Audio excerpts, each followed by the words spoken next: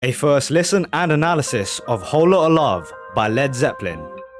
Here we are, the first track of Led Zeppelin 2 as I begin my journey into the second album by Led Zeppelin. And a great way to start, this is possibly their most famous track with Whole Lotta Love. This album was released in 1969, just like their first album. This was released maybe 9-8 months after their first album was put out.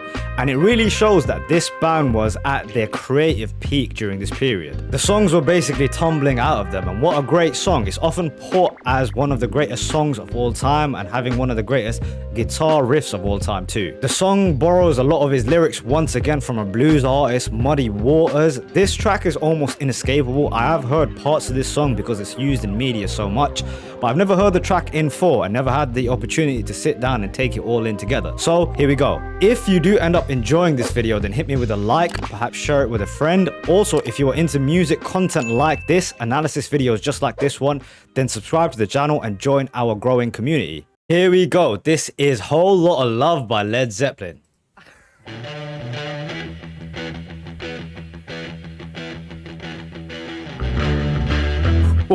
That riff. You need cooling, baby, I'm not fooling. I'm gonna send you back to schooling. Way down inside, honey, you need it. I'm gonna give you my love. Uh-oh, here we go.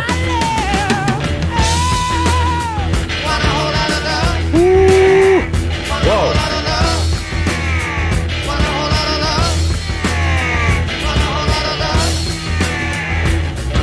Wow, okay, this soundscape that they've created, man, it's unbelievable, absolutely unbelievable. All these colors and textures that you can almost like see if you close your eyes that have been created by these instruments. But I think the coolest part of this thing is like that panning effect that they create. It almost sounds like a rocket going past your head, you know, from left to right. It's panning. I guess it's Jimmy Page's brilliance on the guitar, being able to create that sound.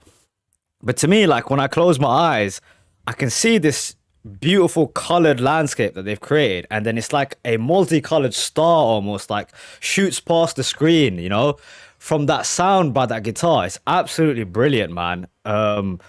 It's crazy how they've been able to paint this picture. You know, I almost imagine like a Jackson Pollock painting or something in my mind when I hear this thing. It's just colors and dazzling. It's brilliant, man. The connection between John Paul Jones and Jimmy Page on this one, the tightness of the bass line and that riff is really where it's happening. I'm gonna back it up and go again. Listen to that.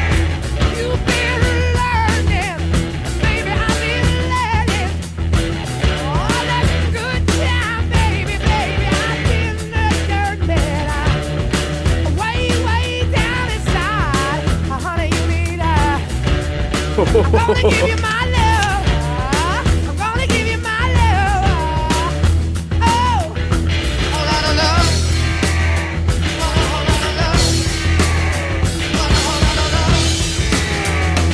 lot of love. I think the best way to describe what the hell I'm hearing, because it's just so unique, is like psychedelic metal, if that makes any sense. This is just something else. And what Plant is doing on this one as well, how he's finding a way to still be impactful during this incredible soundscape that's been created. The atmosphere is wild, and it's because he's so raw. You know, his vocals are almost full of I'd say like lust almost. It seems like that from what his lyrics are also saying.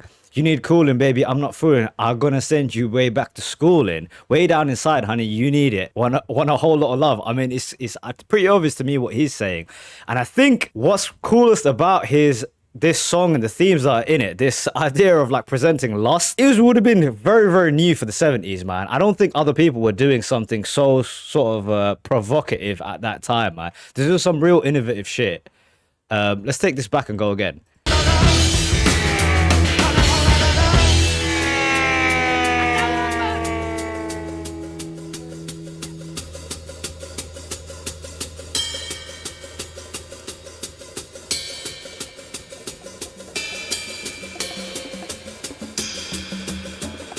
Bongos.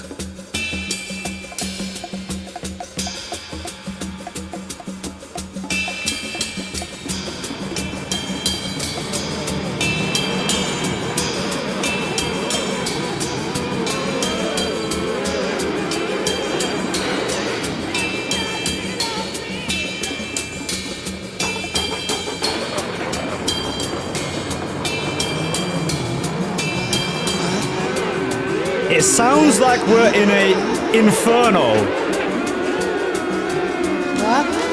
And the inferno is starting to rise up.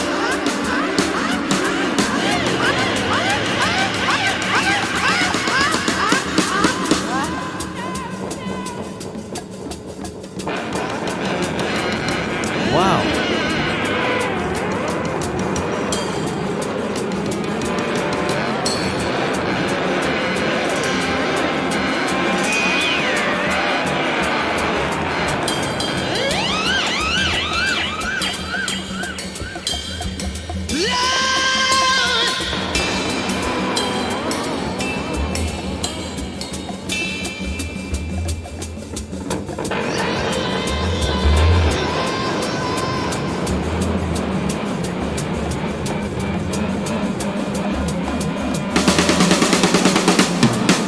Bonzo.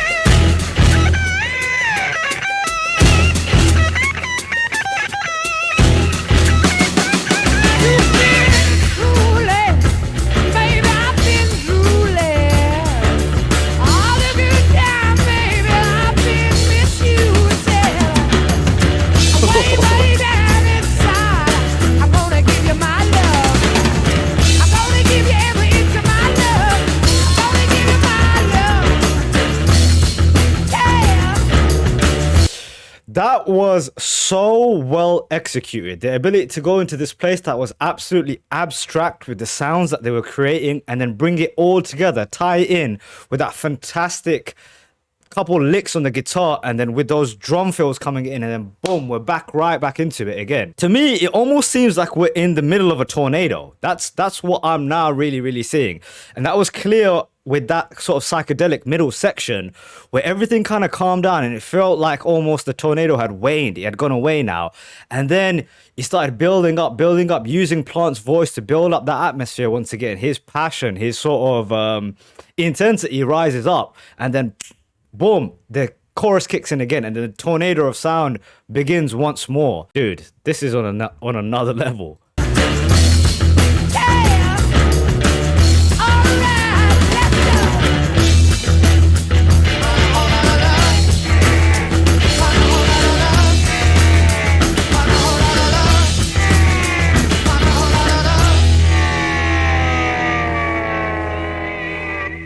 Oh, there's more. Way down inside. Wow. Woman, you need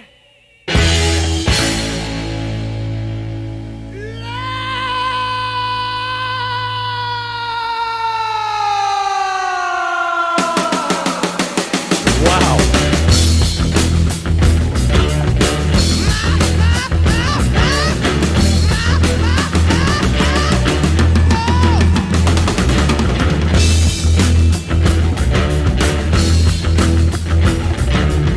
shake for me, girl.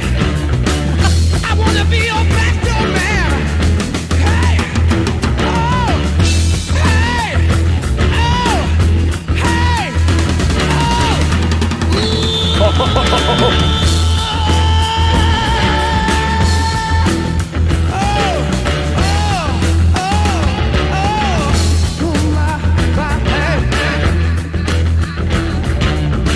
keep it coolin', baby. I keep it coolin', baby. I keep it coolin', baby. I keep it coolin', baby.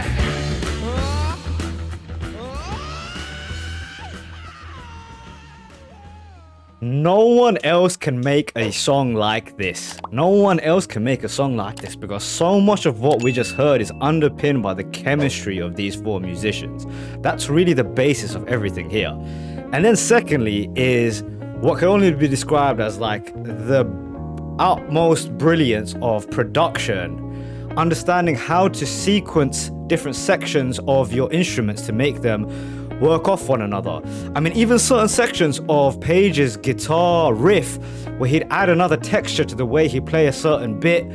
I mean, it was brilliant. The vocal effects that they put on Plant's voice at the end and the way he played with those dynamics. Now, in terms of the imagery as well, right? It works a couple different ways. Like, are you in the sort of eye of a storm, a tornado that's brewing up and eventually explodes with passion? Also, it could be said that this is like supposed to be like mimicking the like an orgasm, essentially, right? If you could sonically put to music sex, this is almost what it would sound like, right? And that's essentially what Plant is doing here the whole time. It's in terms of lyricism, it's not the most complex thing in the world. Obviously, things like No Quarter, When the Levee Breaks were much more lyrically deep, but it's impactful as hell because what he's trying to get across is lust and love and like desire, passion here, right?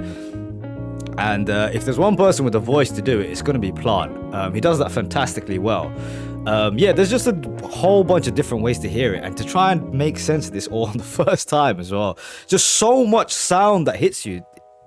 Especially initially, the soundscape that they create, and they use those dynamics that I love so much. The evolution of the sound through the song, where it quiets down and it erupts again, and it quiets down and it erupts again. Masterful, man, masterful. 10 out of 10 track, absolutely brilliant.